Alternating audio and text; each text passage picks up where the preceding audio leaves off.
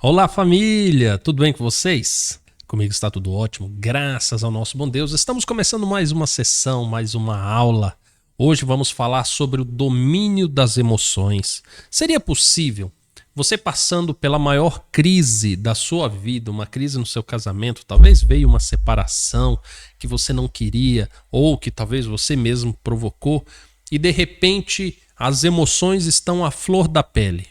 É possível dominar essas emoções? É o que nós vamos abordar na aula de hoje.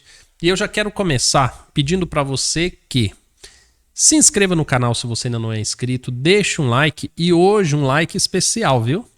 Hoje eu estou completando praticamente 3 dias de febre e eu fui arrastando, demorando para gravar essa aula porque aguardava ficar melhor. Graças a Deus já estou bem melhor do que os primeiros dias. E estou aqui no esforço físico para que você não fique sem o seu alimento semanal, sem as suas instruções para você que está caminhando nesse deserto. Então, vamos lá, pelo esforço, hein? Deixa um like, eu tenho certeza que Deus vai abençoar essa gravação e certamente você por deixar esse like já vai gerar um bom engajamento nesse vídeo também, tá bom? Família, dito tudo isso, vamos lá. Vamos tratar do assunto, que hoje é um assunto polêmico, é polêmico. Vamos lá. Dominando as emoções. Na aula de hoje nós vamos partir da seguinte premissa, a frase que eu escuto muito. Diego, eu não consigo me controlar. Quando eu vejo, já fiz o que não devia. Não se controla o coração. E aí, você concorda com essa frase? Você já disse isso alguma vez? Você sabe do que essa pessoa está falando quando ela destaca essa situação? Você também tem essa dificuldade para se controlar? Coloque nos comentários para mim se você já passou por isso. Agora, para que a gente compreenda bem essa situação das emoções, nós precisamos entender algumas coisas. Primeira coisa que eu quero conversar com você é o seguinte. A questão das emoções, elas são subestimadas em determinados momentos, mas elas também são superestimadas em outros determinados momentos. O que eu estou querendo dizer? Que há determinados momentos em que as pessoas falam que as emoções não é nada. Então, talvez você já tenha ouvido da sua esposa ou do seu marido que as suas reações emocionais são frescura. Da pessoa pegar e falar assim, não, isso daí é frescura, para com essa choradeira, para de se sentir assim, para de se vitimizar. Ah, agora seu negócio é só ficar aí chorando e não sei o quê. Então, existe determinados momentos que se despreza totalmente as emoções. Isso é um perigo. Mas também tem o outro lado. O outro lado é o quê? Quando superestima as emoções. Quando você lida com alguém e fala assim, você tá triste? Nossa, mas por quê? O que que tá acontecendo? Oh, isso não devia ser assim. Aí de repente você fala assim, nossa, eu tô triste todos os dias. O quê? Você tá triste todos os dias, então você tá com depressão. Ah, porque você tem isso, você tem aquilo. Inclusive, deixa eu falar uma coisa para vocês. O que eu recebo de pessoas que me procuram para fazer sessões particulares comigo e vem com laudos de profissionais da psicologia falando assim, olha, porque eu tenho TDAH, porque eu tenho depressão, porque eu tenho isso, porque eu tenho aquilo. Esse é um outro extremo totalmente irresponsável. Hoje nós estamos vivendo dias que os profissionais, na grande maioria, existem profissionais muito sensatos, que antes de olhar para os protocolos, olham para a Bíblia para obter a instrução diretamente daquele que nos criou. Mas existem muitos profissionais irresponsáveis que atribuem todas as crises que você passa a uma doença e rapidamente tenta propor medicamentos, terapias. Não que terapias não funcionem, não que medicamentos não tenham a sua eficácia para problemas específicos, mas é porque o simples fato da pessoa estar passando por uma crise já se rotula que a pessoa está doente. que a pessoa tem um transtorno, que a pessoa ela é quase uma leprosa do tempo bíblico, ela tem que ficar reclusa e tal, porque ela tem um sério problema. Então esse é um outro extremo extremamente perigoso. Então você tem de um lado aqueles que desprezam as emoções e do outro lado você tem aqueles que transformam todas as emoções em doença. Só que presta atenção. O que é que nós precisamos entender a respeito das emoções? Foi Deus quem criou as emoções. Foi Deus que criou. E aí, quando nós entendemos que foi Deus que criou, nós precisamos entender qual é o papel que a emoção tem na nossa vida. Por exemplo, a Bíblia fala de Deus triste, a Bíblia fala de Deus alegre, a Bíblia fala de Deus se irando. Naturalmente, nós seres humanos, nós ficamos tristes, nós nos alegramos, nós nos iramos. Em um determinado momento, Jesus, ele até destaca isso, olha, ireis, mas não pequeis. Ou seja, você até pode se irar, porque a ira é um atributo emocional inerente ao ser humano e necessário para determinados comportamentos. Só que eu não posso deixar que isso me leve a pecar. O que seria isso na prática? Eu preciso das emoções porque cada emoção produz determinadas substâncias no meu corpo que me qualifica ou me capacita para fazer determinadas coisas. Então, por exemplo, se eu preciso fugir de alguém, se eu preciso fugir de um perigo, eu preciso de adrenalina no meu corpo. Então eu preciso estar nervoso, eu preciso de um determinado estresse para que a adrenalina seja produzida e eu ganhe força extra para poder fugir de uma ameaça, de um perigo. Quando eu estou triste, naturalmente a minha empatia aumenta. Isso me faz perceber coisas que no meu estado emocional normal eu não perceberia. A raiva da mesma forma. Você já viu que as pessoas, quando estão com raiva, normalmente quebram alguma coisa, tenta romper alguma coisa? Basicamente é isso, a raiva ela tenta romper. Às vezes eu me deparo com uma situação que estou sendo bloqueado e a raiva, ela na sua essência, ela tenta romper aquele bloqueio. E aí, por causa disso, diante daquilo que eu estou passando, é natural que em determinados momentos eu sinta mais raiva, eu sinta mais tristeza. Extremamente natural, porque a minha mente está demandando essas emoções para que eu resolva determinadas situações. Então, quando nós falamos de emoções, nós precisamos ter isso bem claro. Poxa, peraí, não há problema nenhum eu sentir tristeza, não há problema nenhum eu sentir raiva. Esse é um sentimento que Deus colocou dentro de mim e é necessário para que eu viva. Agora, o que eu não posso é deixar que essas emoções me dominem. Porque assim como cada sentimento desse, cada emoção, ela me capacita. E entendam o seguinte, quando nós falamos de emoções, nós também estamos falando de liberações de substâncias químicas no nosso corpo que vai fazer, que vai produzir condições para que a gente desenvolva um papel específico. Eu citei, por exemplo, o caso da adrenalina. E o que pode acontecer com o nosso corpo? Dependendo de como eu vivo aquela emoção, eu posso viciar naquela emoção. Então você fica triste, você fica depressiva, e é normal. Primeira vez que você ficou triste e depressiva, o que aconteceu? Você chorou mais, você se tornou mais empática a tudo que estava acontecendo no seu casamento. De repente você ficou mais sensível com o que seu marido ou sua esposa estava passando. Ou seja, na sua tristeza, na sua crise depressiva, você compreendeu muitas coisas. E isso foi necessário. Só que o que acontece?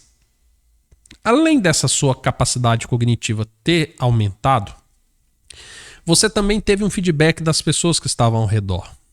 Então vamos imaginar que seus filhos prepararam um chocolate quente para você. Seu pai, sua mãe chamou você para fazer um cafuné. De repente, no trabalho a sua chefe ou o seu chefe pegou e falou assim: não, tira o dia de folga, já que você está triste. De repente você fez associação com a sua crise depressiva com alguns benefícios que você criou. De repente acontece também um outro fator. Quando as pessoas te viram triste, elas criaram empatia por você e falavam assim para você: nossa, o que seu marido está fazendo, ele vai pagar. Nossa, o que a sua esposa está fazendo você sofrer, olha, Deus vai pesar a mão sobre ela. De repente, essas frases te serviram de conforto. Ou seja, essa crise depressiva que você teve, embora por um determinado momento a emoção tomou conta e até então normal, mas o balanço que você faz ao final dessa crise é que ela trouxe muitos fatores positivos. E aí, por causa disso, agora os seus pensamentos vão te levar a essas crises constantes.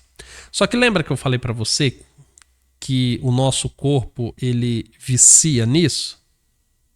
Esse que é o problema. Porque agora com o nosso corpo viciando, você vai precisar de cada vez mais e mais intenso.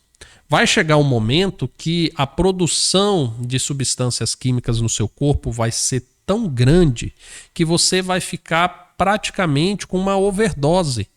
Ou seja, você perde as suas forças para se levantar, perde a disposição para viver. E aí, muitas das vezes, como você está só aumentando a intensidade dessas crises, e você perdeu porque na primeira vez todo mundo ficou preocupado com você. Da segunda vez já nem tanto. Da terceira vez, não, toda hora tá com essa crise. Então a sua mente começa a pensar assim: poxa, eu preciso agravar essa situação, porque as pessoas pararam de olhar para mim. E cada vez a situação se agrava mais. E pelo fato da situação ir se agravando cada vez mais, você acaba perdendo os recursos para voltar para o seu estado normal sem ter que passar por uma crise de depressão. Então, quando nós entendemos que as emoções foi Deus quem criou e que elas são boas, mas que ela tem um papel específico para cumprir, nós já começamos muito bem.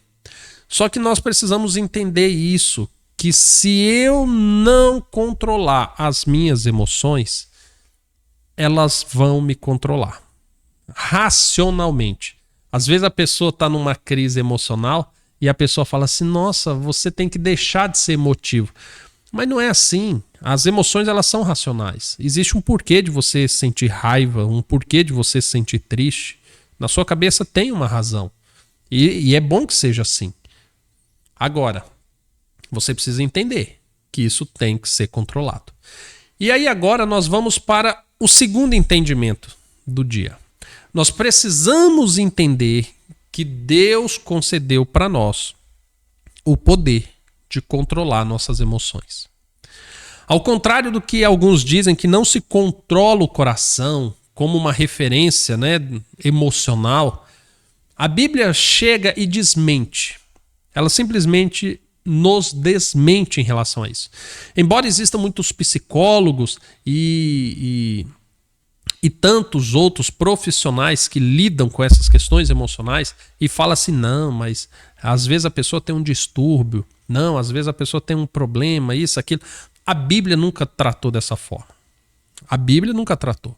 A Bíblia sempre tratou as emoções como vazões de comportamentos extremamente naturais e que tiveram seus papéis. Então, vamos entender o seguinte: por exemplo, você teve Caim e Abel. A primeira situação bíblica, que deixa bem clara essa questão emocional. De repente Deus se encontra com Caim e percebe que Caim está irado com o seu irmão. E Deus fala para ele: Caim, existe um sentimento aí dentro de você e compete a você dominar isso. Ou seja, aquela ira que levou Caim a matar seu irmão não era algo descontrolável. Porque o próprio Deus falou para ele, falou: Caim, essa emoção você é capaz de controlar. Eu te dei esse poder. Eu te dei esse controle. É só você controlar isso. Está com você. Tanto que Deus fala que ele pode controlar e ainda dá recursos para isso. Caim, você está irado porque eu não aceitei a sua oferta, mas aceitei a do seu irmão. Se por um acaso você proceder bem, igual seu irmão procedeu, não serás aceito? Olha só o que Deus fala para ele. Ele falou, Caim, você está irado. Controla isso. Controla essa ira, porque o mal está batendo as portas do seu coração. Controla. E Caim, se você mudar o seu proceder, tudo vai normalizar. Só que Caim não deu ouvidos a Deus. E ele quis alimentar mais e mais aquela ira até que aconteceu o primeiro homicídio da história. E nada mais, nada menos do que um irmão matando o outro, movido pela ira, originado pela inveja. Tá entendendo? Jesus, posteriormente, ele fala de uma coisa que é o mal desse século, ansiedade.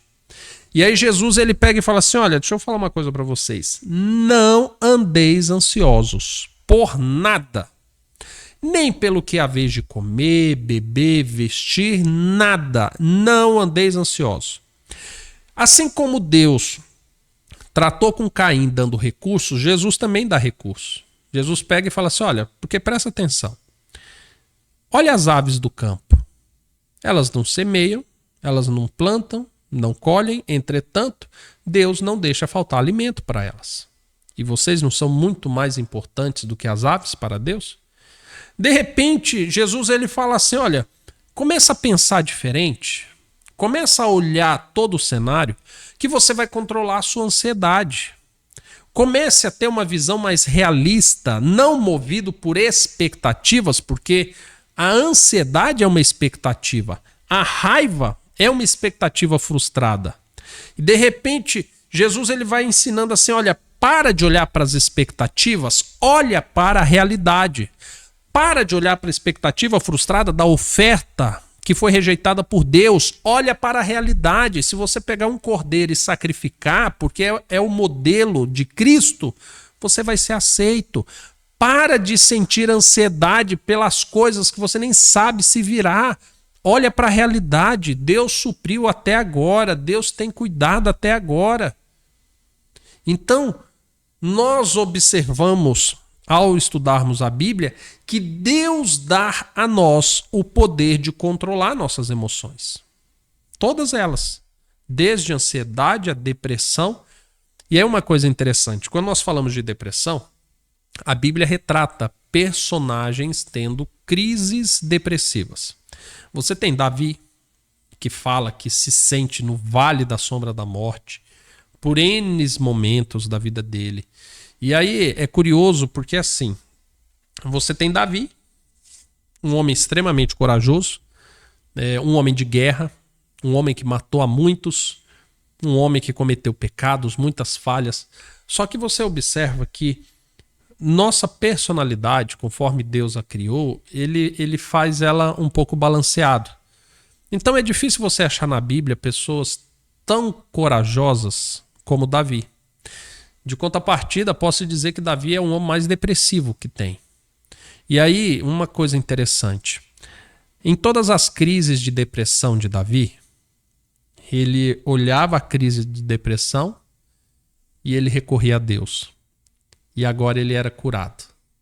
Os maiores atos de coragem de Davi era porque ele confiava em Deus. Eu sei que existe uma crítica muito grande hoje. Eles estão demonizando quando alguém fala assim, olha, a pessoa tem problema de depressão, não adianta falar que Deus é a solução. Na verdade, Deus é solução para tudo. Você machucou uma unha do seu dedinho, Deus é solução para esse problema. Você está resfriado, Deus é solução. Está com depressão, Deus é solução. Morreu, se existe alguém que pode ressuscitar é Deus. Então sim, Deus é a solução para tudo. Mas significa que não temos outros recursos? Essa que é a questão. Porque há determinadas enfermidades, determinados problemas, que existem recursos sim. E a própria Bíblia nos dá esses recursos. Existem outras coisas que não. Então, quando você tem na Bíblia personagens com crises depressivas, Davi, que foi o maior dele, sabe? Se fazer um ranking, Davi está em primeiro lugar em crise depressiva. Em primeiro, disparado. Aí depois de Davi você tem quem? Você tem Salomão. Eu coloco Salomão nessa lista. Principalmente nos seus últimos dias. Então Salomão, ele vive isso. Quando você vai pegar o livro de Eclesiastes, Salomão, ele tá numa crise depressiva muito grande, mas ele termina o livro, depois de todas as suas reflexões, em alta. Então, você tem ele, e é interessante, porque em Eclesiastes tem um momento que ele olha e fala assim, olha, eu olhei para o ser humano e foi ali que eu quase me perdi. Quase me perdi. Eu vi que o que acontecia ao justo, acontecia ao ímpio, e foi necessário eu ir lá no último dia, no dia da morte, do ímpio e do justo, para eu ver que tinha diferença. Foi quando eu olhei para o santuário que eu vi a diferença.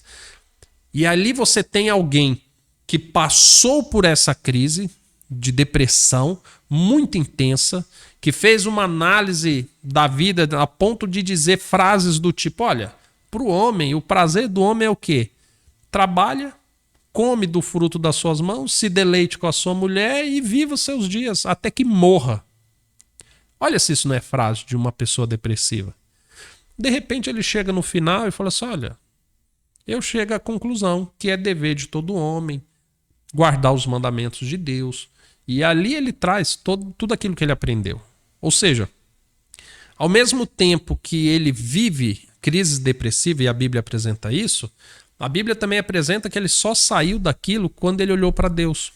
Aí você continua o ranking. Nós temos um outro personagem, Jeremias. Vamos colocar Jeremias ali em terceiro. Jeremias teve várias crises depressivas. Não depressão, mas várias crises depressivas. Constantemente. Ele é famoso hoje, a gente judia dele, né? Chama ele do profeta chorão. Porque o tempo todo ele estava extremamente emotivo, chorando, lamentando. E aí você vê que as lágrimas dele só eram enxugadas quando ele buscava Deus. Aí você tem ainda nesse ranking Elias. Olha a coragem de Elias. Elias, ele participa da matança de centenas de profetas de Baal. Ele faz fogo descer do céu.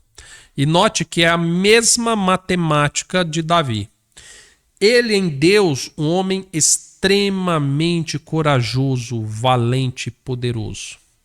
Quando chega a notícia que Jezabel queria matá-lo e que ele se viu sem instruções, sem poder, ele foge para uma caverna. Chegando lá, ele pede a Deus que o mate. Olha o tamanho da crise.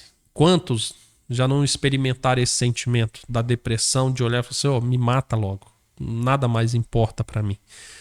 E de repente foi necessário algumas coisas. Olha o processo de cura que Deus usa. Primeiro, Deus respeitou o tempo dele. Deus cuidou dele. Deus mostrou que estava ali, mandava alimento para ele. Até o momento que Deus chegou e falou assim, ei, sai da caverna, levanta, come, que você tem uma missão. A cura também veio de Deus.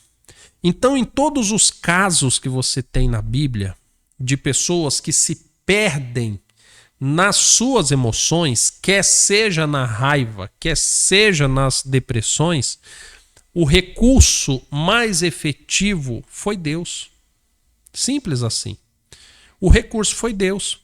Então, quando eu falo para você assim, olha, existem recursos para a gente sair da depressão, eu te falo que como terapeuta, eu utilizo alguns recursos que eu aprendi na Bíblia. Você não aprende na faculdade. E que você vai conversar com outros colegas que são psicólogos, psiquiatras principalmente, eles falam assim, Diego, isso não existe. E eu consigo ter bons resultados. A Bíblia ensina. Primeiro, a Bíblia ensina da necessidade do tempo. A Bíblia ensina da necessidade de se colocar para fora. Fala. Por que você está triste? Por que você está com depressão? Coloca para fora. Davi escrevia salmos na sua tristeza. Salomão escrevia provérbios na sua tristeza. Jeremias escrevia um livro na sua tristeza. Elias, a gente não sabe como foi registrado, mas Elias estava ali e Deus ouviu as suas queixas. Foi dado tempo. De repente você olha para esses recursos que a Bíblia nos ensina, poxa, tá aí, eu posso utilizar isso. Ao invés de eu simplesmente falar para a pessoa, você está com depressão? Não, repreende isso. Não tem que repreender. Primeiro porque a Bíblia não fala que isso é pecado. Isso pode nos levar a um pecado, mas a Bíblia não fala que isso é pecado. A Bíblia não fala que Davi pecou pelas suas tristezas, nem Salomão, nem Elias, nem Jeremias. Não fala isso.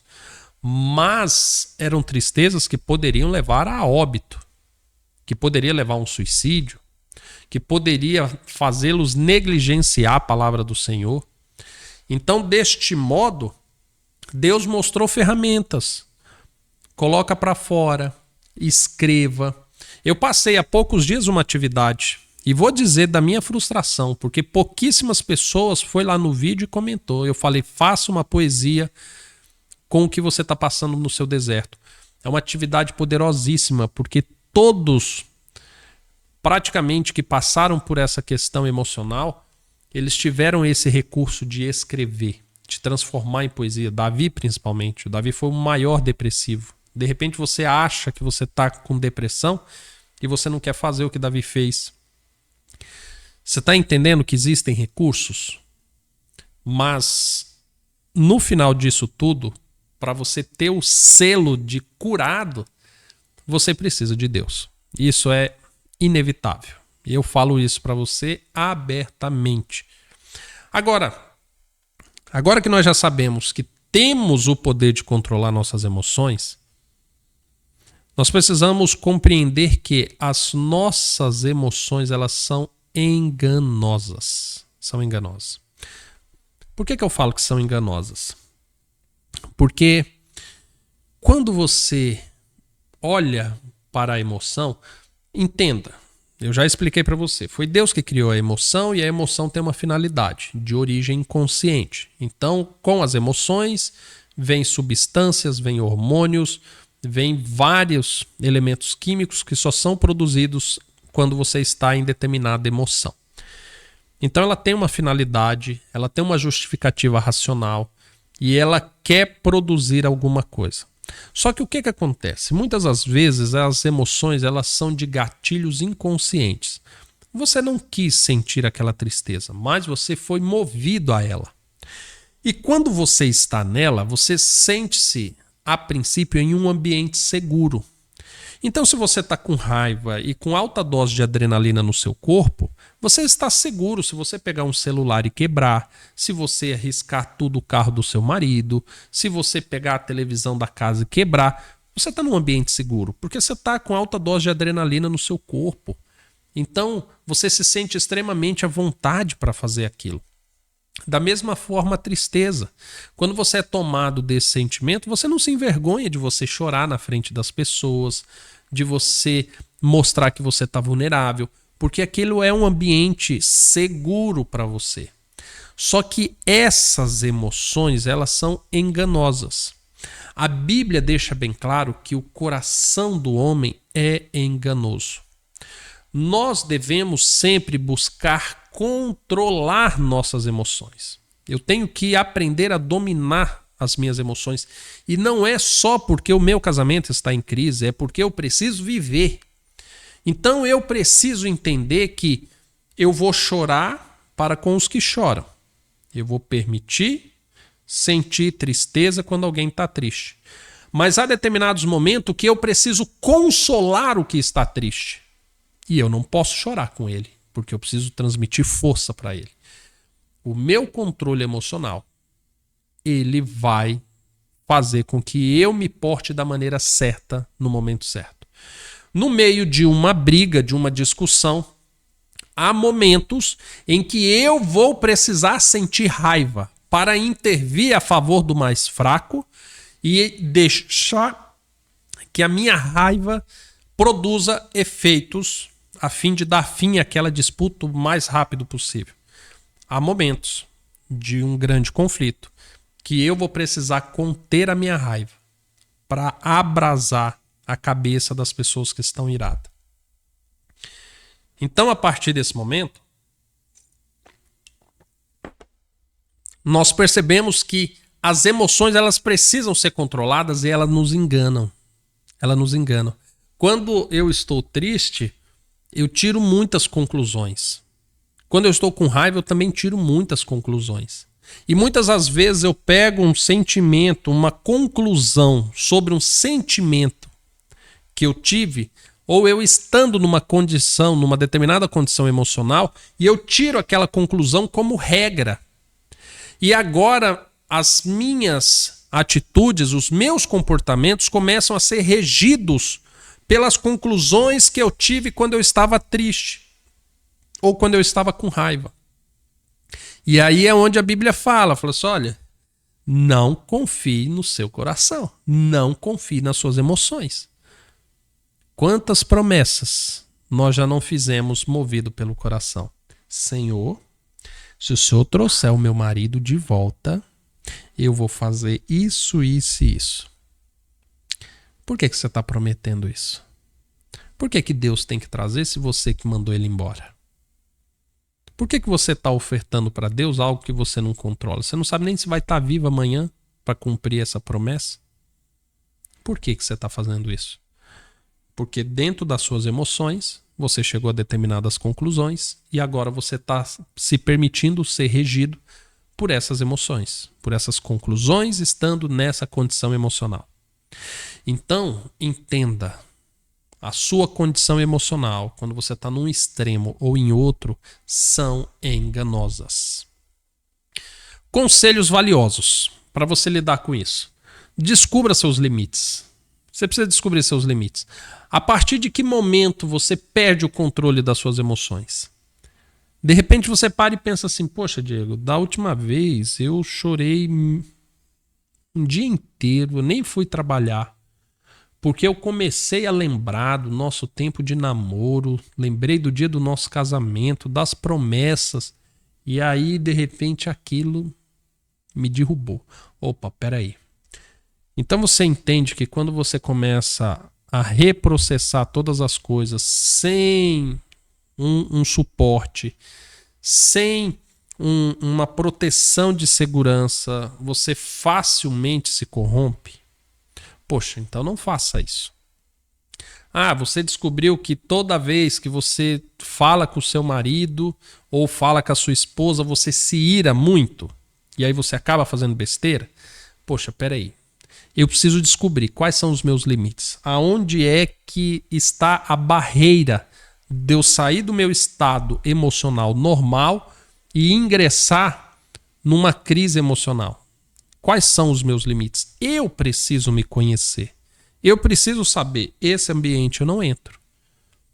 Poxa, conversar sobre o meu casamento com pessoas em um almoço, em um churrasco, me deixa confortável? Não deixa. Poxa, então peraí, eu preciso saber aonde estão os meus limites. A partir desse momento, segundo conselho, aprenda a não depender das suas emoções. Aprenda a conduzir a sua vida sem depender das suas emoções. Simples assim. Aprenda agora que você precisa tomar decisões racionais. Aprenda que você precisa tomar decisões não olhando para si. Porque se você olhar para si, você vai achar o orgulho, você vai achar a vingança, você vai achar o ego, você vai achar os seus desejos da carne, você vai achar suas emoções e nada disso é de confiança. Então você precisa aprender a tomar decisões sem depender das suas emoções. Eu tenho que tomar essa decisão agora, que eu não estou com raiva, que eu não estou triste. Eu vou ponderar aqui. Poxa, estou começando a mirar. Nossa, foi só lembrar disso. Então tá bom, não vou tomar essa decisão agora. Vou esperar eu estar estável. A partir do momento em que eu estiver estável, então eu tomo essa decisão. Só que assim, eu vou falar uma coisa para você. Eu sei do tamanho da dificuldade desse conselho. Porque desde a Revolução Industrial, e que nós tivemos também uma revolução no marketing, no comércio de produtos, nós aprendemos a tomar decisões movidas pelas emoções. Quer seja comprar uma margarina, que é um veneno que destrói a vida de uma pessoa, mas porque aquela margarina traz um lar feliz. O pai, a mãe, as crianças sorrindo e passando a margarina. Mesmo aquilo sendo um veneno. Mesmo sendo um alimento que não dá formiga, que não dá mosca. Quando você pensa num alimento que nem os piores bichos da humanidade que existe na face da Terra não se aproxima, é sinal que eles são um pouquinho mais inteligentes que nós. E aí nós aprendemos. Não, mas peraí, eu quero margarina, porque olha que delícia. Ó, a família toda unida, sorrindo.